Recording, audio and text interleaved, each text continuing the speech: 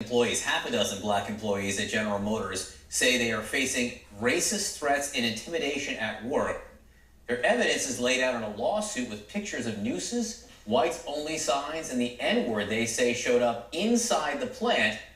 While GM says it takes discrimination and intimidation seriously and is doing all it can to get rid of the problem, a state law enforcement agency had ruled that it's not doing enough.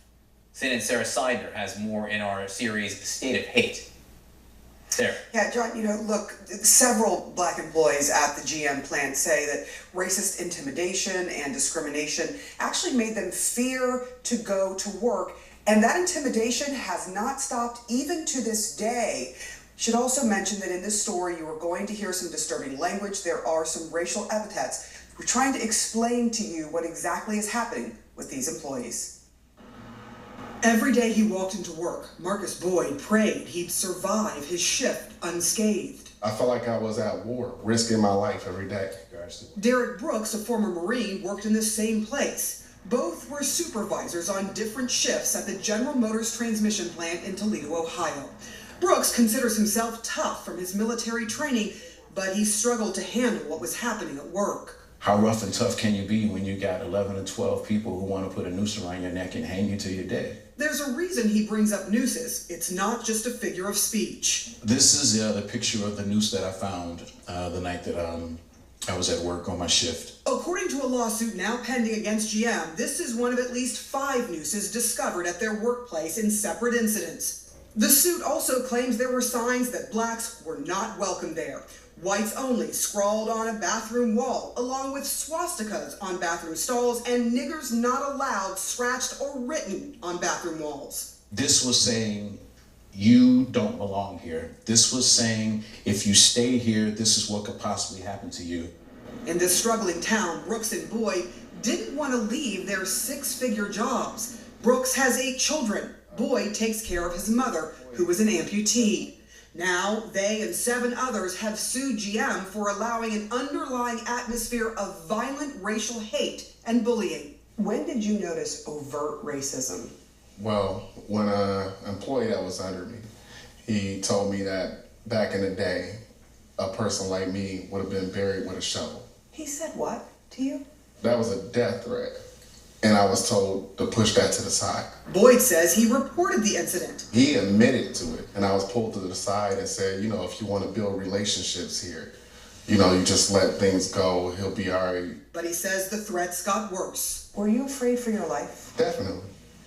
That's why I left. When the noose appeared in March of 2017, Derek Brooks says he reported it to upper management. He was sure he was the intended target, but says he was told to investigate by questioning his employees. It felt like a slap in the face. It did, but I had to be professional. Brooks and other black employees also noticed being called Dan. I thought they just mispronounced my name for Derek. Then later I found out that Dan was an acronym for dumbass nigger. General Motors sent us a statement insisting discrimination and harassment are not acceptable and in stark contrast to how they expect people to show up at work. We treat any reported incident with sensitivity and urgency and are committed to providing an environment that is safe, open, and inclusive.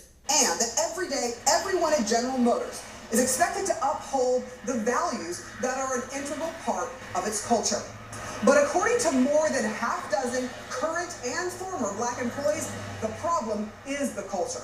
They say inside this plant, racism and harassment are the norm, not the exception. It is a culture. It's a culture. Yeah.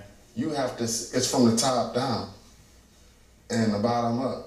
One employee filed a police report. Others filed complaints with the Ohio Civil Rights Commission prior to filing suit. The ultimate decision that was made is that GM did allow a racially hostile environment.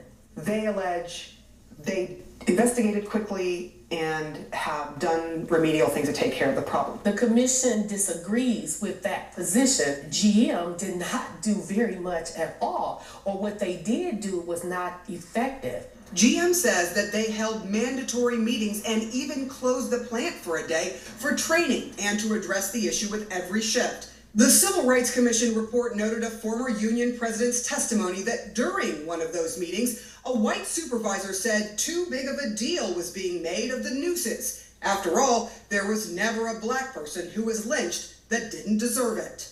The lawsuit alleges that supervisor was never disciplined.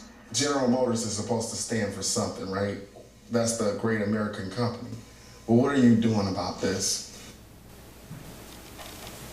Now, so far, GM says that during their investigation, they haven't figured out who exactly was responsible for hanging the nooses, so no one has been fired for that. But they said they have dismissed some people during their extensive work in anti-discrimination and anti-intimidation, and that process still continues, they say, to this day in all of its plants. But I should tell you that just yesterday, we received information from inside the plant from one of the employees who says he is still being intimidated, and sent a picture of a message that was given to him saying something about hanging. So indeed, these employees feel that they are still under the gun there, and they are in some cases afraid literally for their lives. Wow. God, what a shocking report, Sarah.